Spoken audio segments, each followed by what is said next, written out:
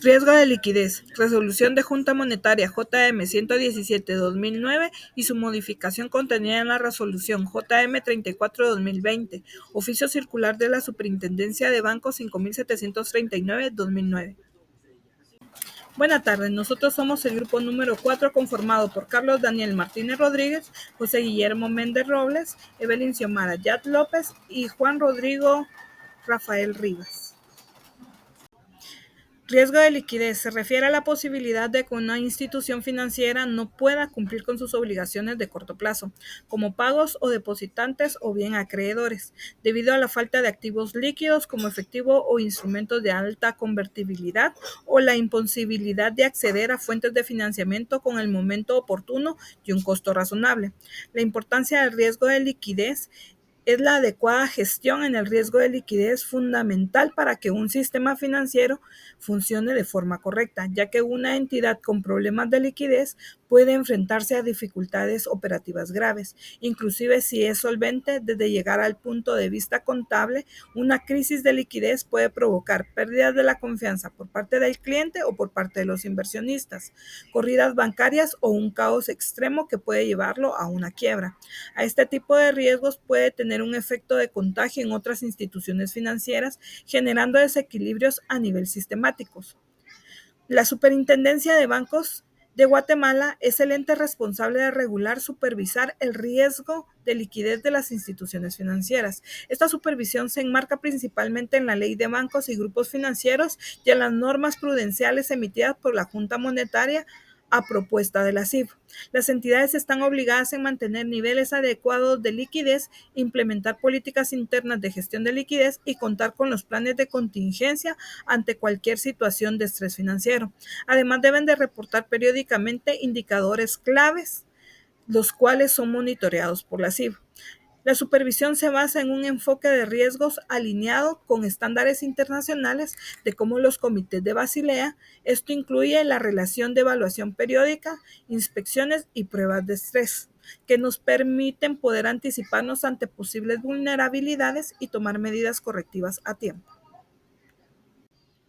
Marco regulatorio. En Guatemala, el riesgo de liquidez está regulado por la Junta Monetaria y supervisado por la Superintendencia de Bancos. El reglamento JM 117/2009 establece las directrices para la gestión del riesgo de liquidez en las instituciones financieras. Esta normativa fue actualizada por el decreto JM 34/2020, que incorpora el coeficiente de cobertura de liquidez y establece indicadores de alerta temprana para poder detectar posibles desequilibrios. Además, el oficio circular 5739/2009 detalla la forma de estimar el riesgo de liquidez mediante bandas de tiempo y el cálculo de mayor reducción diaria de pasivos. El objetivo principal de estas regulaciones es asegurar que las instituciones financieras mantengan un nivel adecuado de liquidez tanto en condiciones normales como en escenarios de estrés financiero. Continuando con la exposición, hablaremos un poco sobre los componentes claves de la JM 117/2009 y para comenzar vamos a hablar sobre las políticas, procedimientos y sistemas, que acá pues hace referencia a todos estos elementos clave que las instituciones deben incluir en sus políticas, tales como una diversificación de fuentes de fondeo a corto, mediano y largo plazo para evitar dependencia de una sola fuente, establecer límites prudenciales para disponibilidades, inversiones líquidas y concentraciones por producto, también indicadores de alerta temprana para detectar problemas de liquidez. Ahora bien, en cuanto a la responsabilidad del Consejo de Administración, acá es importante mencionar que el Consejo debe de aprobar y supervisar las políticas, procedimientos y sistemas de gestión de riesgo de liquidez, y este también recibe reportes mensuales del Comité de Gestión de Riesgos sobre la exposición al riesgo y si hubieran algunos cambios significativos y cumplimiento de los límites. Y en caso de que hubieran incumplimientos, este adopta medidas correctivas que están documentadas en actas. En cuanto al Comité de Gestión de Riesgos, acá es importante mencionar que este está integrado por al menos un miembro del Consejo y otros funcionarios designados, y este pues propone políticas, define estrategias de implementación y también revisa anualmente la efectividad. En cuanto a la unidad de administración de riesgos, acá es importante mencionar que este monitorea diariamente la exposición al riesgo de liquidez y verifica el cumplimiento de límites y también pues realiza pruebas de tensión trimestrales y reporta al comité semanalmente sobre los cambios significativos si los hubieran. En cuanto a las pruebas de tensión, hace referencia a que las instituciones deben de realizar pruebas bajo escenarios moderados y severos para evaluar la resiliencia de la liquidez. Y en cuanto al plan de fondeo de contingencia y de estrategia de mitigación, acá hablaremos sobre que este detalla estrategias para obtener recursos en crisis, como acceder a líneas de crédito o vender activos líquidos, y también pues este incluye la priorización de pagos críticos y comunicación con los stakeholders o los interesados. Ahora hablaremos de la actualización en la JM34-2020, y acá es muy importante mencionar que la principal actualización pues es la introducción del coeficiente de cobertura de liquidez, LCR por sus siglas en inglés. Es importante entender que la fórmula del LCR es igual a HQLA dividido SET menos EET, donde HQLA hace referencia a los activos líquidos de alta calidad, SET son salidas totales de efectivo y EET son entradas totales, la cual estas están limitadas a un 75% del SET. Entonces, el HQLA incluye tres niveles. El nivel 1, que es el efectivo, que hace referencia a depósitos del Banco Central, títulos boleros de alta calidad, tomando un 100% como factor de ajuste. Un nivel 2A, que son títulos con calificación A positiva a negativo con 85% del factor de ajuste, y el nivel 2B, que son cédulas hipotecarias, títulos con calificación A positivo a triple B negativo, tomando en cuenta con un 50 a 75% de factor de ajuste. Otra modificación que podríamos mencionar son los indicadores de alerta temprana, que acá hace referencia a que estos pues monitorean señales de problemas de liquidez, como una reducción del plazo promedio de fondeo. Por ejemplo, podríamos mencionar más depósitos a corto plazo, también una eliminación de líneas de crédito, un aumento de retiros anticipados de depósito a plazo y una caída en activos líquidos o aumento en costos de fondeo. También es importante mencionar el fortalecimiento de pruebas de tensión y comunicación, que acá estas pruebas pues son escenarios que se consideran para reducir el valor de activos líquidos, algunos retiros masivos de depósitos o cierre de líneas de crédito, y también el impacto de las condiciones macroeconómicas adversas.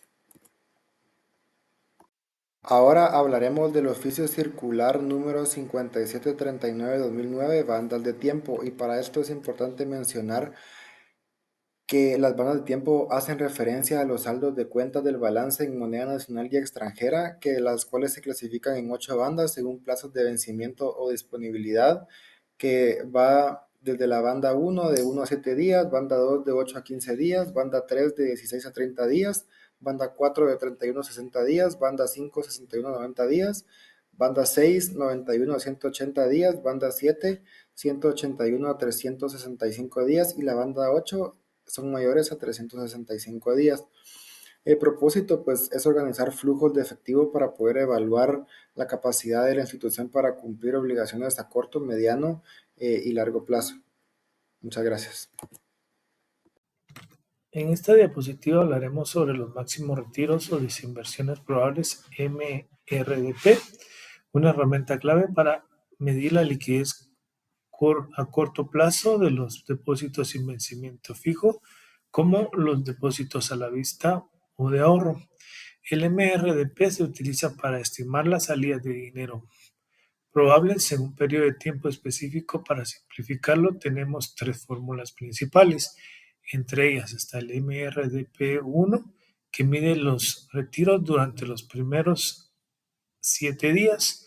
Se calcula tomando el saldo total de los depósitos, multiplicando por un factor de confianza que es 2.33 y por la desviación estándar de los cambios diarios ajustado a la raíz cuadrada de 7.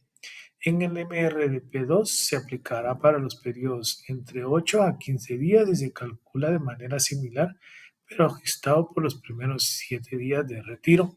Y en el MRDP3, que cubre de 16 a 30 días, sigue el mismo enfoque, restando lo calculado en el MRDP1 y en el MRDP2. Finalmente tenemos el CE o captaciones estables, que son los depósitos que se esperan no se retiren, calculados como el saldo total menos el RDP en las 3 bandas anteriores. El propósito de estas fórmulas es cuantificar las salidas de liquidez a corto plazo para poder gestionar el riesgo adecuadamente. Las variables claves son el saldo total de depósito, la desviación estándar de los cambios en los saldos y el factor de confianza que es el 99%. Gracias. Ahora hablaremos sobre la brecha de liquidez BL y la liquidez en riesgo que es LR. Estos son conceptos fundamentales para entender la exposición al riesgo de liquidez a corto plazo. La brecha de liquidez se calcula como la diferencia entre los activos y los pasivos disponibles en cada banda de tiempo. Es decir, la BL nos indica si tenemos suficientes activos líquidos para cubrir nuestros pasivos en un determinado periodo. Si la BL es negativa, significa que tenemos un déficit de liquidez. La brecha de liquidez acumulada es la acumulación del BL a través de las bandas de tiempo. Si en alguna banda la brecha de liquidez acumulada es negativa, esto indica que no tenemos suficiente liquidez para cubrir nuestras obligaciones en ese momento. Aquí entra el concepto de liquidez en riesgo. Si la brecha de liquidez acumulada es menor que 0 en las bandas de 1 a 5, liquidez en riesgo se calcula como la diferencia entre los activos líquidos disponibles y el valor absoluto de la brecha de liquidez acumulada negativa. Este análisis es esencial porque nos ayuda a identificar déficit de liquidez, permitiéndonos tomar acciones preventivas para mitigar los riesgos y asegurarnos de que tenemos la capacidad de cubrir nuestras obligaciones. El gráfico que se presenta muestra como evolución de la brecha de liquidez y la brecha de liquidez acumulada a través de las distintas bandas de tiempo, lo que nos permite ver de manera clara si estamos enfrentando un déficit de liquidez y qué tan grave puede ser. Continuando con la exposición, hablaremos sobre el coeficiente de cobertura de liquidez, LCR, que es una métrica clave en la regulación bancaria para medir la capacidad de una entidad para cubrir sus salidas de efectivo a corto plazo con activos líquidos de alta calidad. La fórmula básica del LCR es LCR es igual a HQLA partido paréntesis STE menos EET, paréntesis, cerramos paréntesis. El HQLA son los activos líquidos de alta calidad divididos en 3 niveles. Nivel 1, que es el 100% líquido, nivel 2A con un 85% de liquidez y un nivel 2B que varía entre el 50 y el 75%. El STE son las salidas totales de efectivo, considerando diferentes factores dependiendo del tipo de depósito, mientras que el EET son las entradas de efectivo que están limitadas al 75% de las salidas totales. El LCR debe ser superior a un 100% para garantizar que la entidad cubra sus necesidades de liquidez. Si el LCR cae por debajo de este umbral, la entidad debe tomar acciones específicas entre el 70 y 100%. Se debe informar sobre las causas y las correcciones que se realizarán en un plazo de 3 días, mientras que si el LCR es inferior a un 70%, se debe de presentar un programa que fortalezca la liquidez en 3 días. Agradeciendo su atención, continuaremos con mi siguiente compañero. Bueno, vamos a ver lo que son las pruebas de obtención. Acá pues nos dice que las instituciones deben elaborar pruebas de obtención que comprendan como mínimo un escenario de tensión moderada y un escenario de tensión severa, ¿verdad? Entonces, los supuestos a que se refiere las pruebas de obtención consideran aspectos de la liquidez interna de la institución, así como aspectos de la situación de la liquidez del mercado, tales como la reducción extraordinaria en el valor de los activos líquidos, que para estos efectos comprenden los depósitos del banco en bancos del país y del exterior, la reducción significativa de depósitos, obligaciones bancarias, financieras, y o líneas de crédito, potenciales desembolsos por contingencias y compromisos, también el impacto de deterioro de los principales indicadores financieros de la institución, así como también las estimaciones de la evolución del balance, las tendencias de la fuente de fondeo y la disponibilidad de crédito ordinarias y contingentes contratadas a favor de la institución.